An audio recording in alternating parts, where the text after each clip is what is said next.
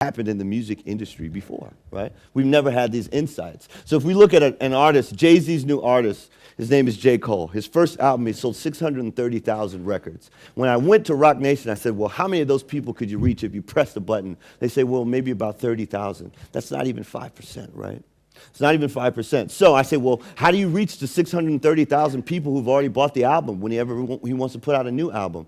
Oh, well, they spend millions and millions of dollars to try to market and then recapture customers that they have already acquired, right? Which is just totally inefficient. And I've been participating in this in the music business, and I said, well, maybe I'll be late to the party, but once I'm in the party, right? Because now I'm in the party, I'm not going to be leaving anytime soon, right? Go to the next slide. Okay, so I can see my revenue, I can see breakdowns. I mean, all of this makes it makes total sense. I can see how many records I've sold. One of the most interesting pieces of this is that we sold my album as a membership to kind of a fan club. And what's interesting about this here is that on 5,000 records, I've made $12 a record. I made $60,000. If I distributed those albums through iTunes, let's say I just charged, because iTunes is actually going to restrict what I can even charge for an album. They say I can only charge $10 for an album, right? Let's say I sold them through iTunes. It would cost me $3 a record. So for those 5,000 records to distribute to my 5,000 fans, it would cost me $15,000, right? To distribute those records directly from me cost me $22, right? So I saved myself $14,978, and I actually have all the consumer insights, right? I actually know every single person, and whatever information they've chosen to give me, I actually have that information. Next slide.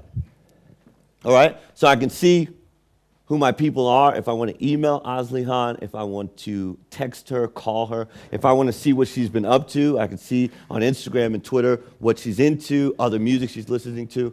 Very cool and awesome. Next slide. And what's also very awesome about this is, from a marketing standpoint, one of our other partners is MailChimp. And so we're going to take a look here at metrics, right? So what we did is we did a test here, and the test was, I had 973 people in the database at the time. How many bad emails do I have?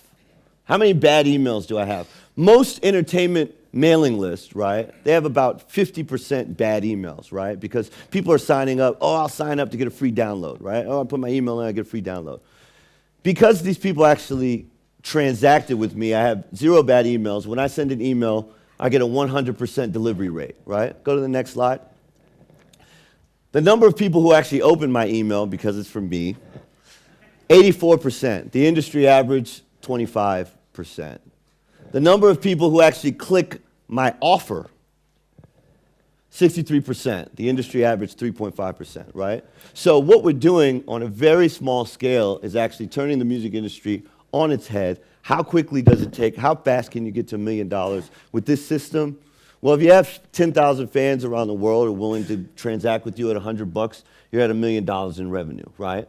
I sat down with Pusha T. Pusha T is one of Kanye West's new artists. He just released his new album. I said, Pusha T, how long is it going to take you to get to $1 million in record royalties in your current deal? He said, well, man, I'll probably have to sell 1 million to 1.5 million records.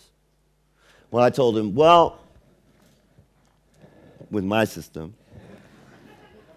I'll get to that same level of revenue with probably about 1% of the people. Why? Because I can effectively communicate with them and market to them. So, I mean, it's a very, it's kind of a very simple idea. It's the CRM model, which is applied to an industry that in many ways has been archaic. Yeah, we're cool, we're awesome, we get to wear all black, we have entourages, Rolexes, gold chains.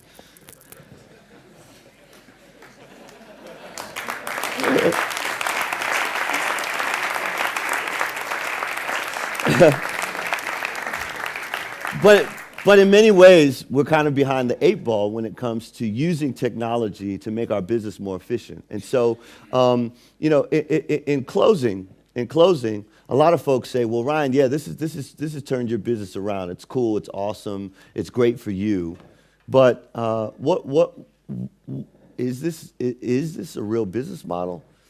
And so, for me, with zero marketing, with just a tweet, right? On the 4th of July, I sent out a tweet and I said, if you're a musician or an artist or a producer or someone who's a creator and you're not getting the results you want from social media, which most people aren't, you usually get about a 1% conversion on social media, and you have the money to invest in an enterprise solution which can actually create an infrastructure for you to run a multi-million-dollar business straight off the iPhone, give me a ring.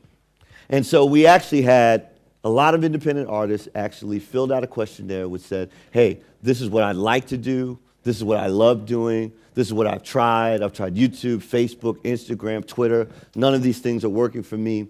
And